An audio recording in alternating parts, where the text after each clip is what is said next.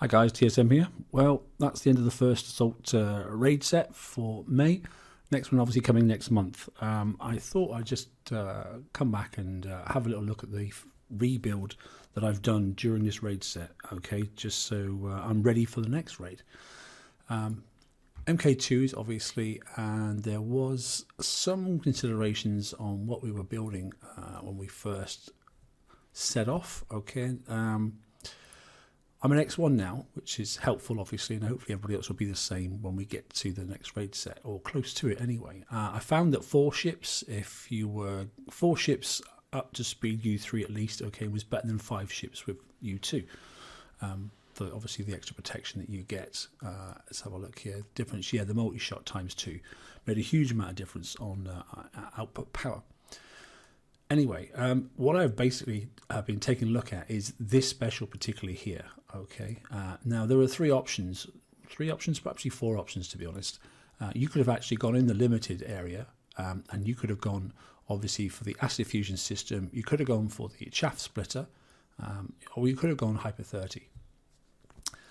I think initially before they were X1 and the fact that you didn't get that speed boost, which is 3% per ship, every ship you added across the whole fleet, okay, Hyper 30 was probably the way to go on the flagship, which would mean then that you needed to add speeds to the other ships to balance it off. When I got to X1, I found that I didn't actually need the extra speed. I could still outrun, obviously, the Halo red ring, sort of like on the water red ring effects, basically. I could outrun that. So what I basically did is I took that off, and as you just seen a second ago, then I actually went and upped my evade on the flagship only. This is, and I actually put Guided Scrambler 3 on instead. Okay, and with Guided Scrambler 3 on and everything else is as per normal. Yes, I've lost a little bit of firepower, but what actually I've got evade of 76%, and then I found with that, okay, I didn't actually need to use an evade crew at all, which was pretty helpful because then I could actually use other crews instead.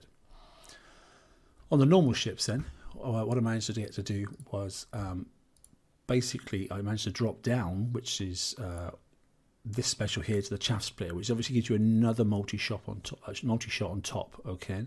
So and corrosive damage bonus as well. I'm obviously thinking that next raid the targets will be a little bit tougher. They'll either hit harder or they'll take longer to kill, which then in turn will make it hit harder.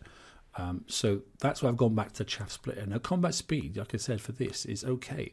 It's up to 73, and that was plenty enough to avoid the halo damage, which is dumbfire anyway.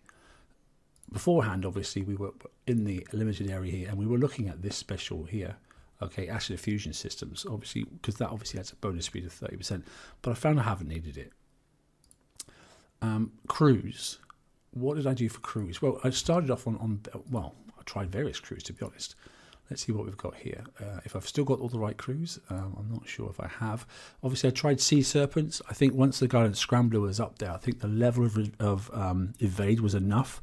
I didn't get any reduction in damage at the end of the target by using the evade crew. So I stopped using that one pretty quickly.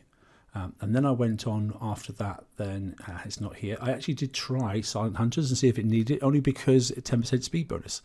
Tried that as well. It didn't make any difference whatsoever.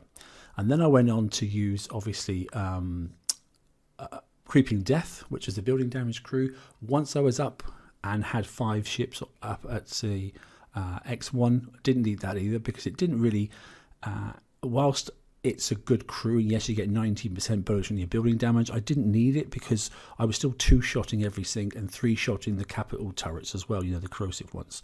So it didn't actually help me whatsoever. It didn't make me come down 1 shot less, so I was still taking the same number of volleys to kill them off. That may not be the same case in the next raid. If they are stronger, then it may be a benefit to use Creeping Death. Okay, and the last crew I actually used was Steelheads, and Steelheads was fine. Steelheads reduced my damage across the whole fleet by about 3 minutes per ship, which is quite significant when you think about it, particularly if you want to just carry on hitting and not actually go back into dock. So that was the end. Ended up what I using. Steelheads was the way forward for me, and I think I got 11 minutes stacked, and without fancy driving, I got 11 minutes, I think it was, on the 100, and I think I got 16 minutes on the 101, or thereabouts on average, because I generally hit 5 targets, and then basically average the damage out across the 5, basically. So that's it. Nothing really fancy, nothing huge that's changed really, to be honest. Guidance Scrambler 3 on that one there, giving you a combat speed overall of, an evade of 76 and a combat speed of 73. Now, one thing I did change though, instead of going for 3 corrosive, I ended up flipping across and going through 3 penetrative plates instead. And that actually brought down the overall damage considerably as well. So bringing those in, I'm still sitting at around 1% corrosive damage incoming, that is, and 2 and sometimes 3% obviously penetrative damage. I wasn't going to go completely across to all penetrative plates of the end plate side, just in case on the next raid set something does considerably change on the corrosive damage. But in general terms, 3 plates, the difference between 3 plates and an even of 2 and 2 plates was only about 30 seconds. So you could gain that much by an error of turning, I suppose. But in general terms, I've flipped them around. So that's it. Hope it helps. Okay, just a quick one there. But that's my thoughts for the next raid set. Okay, take care. TSM out.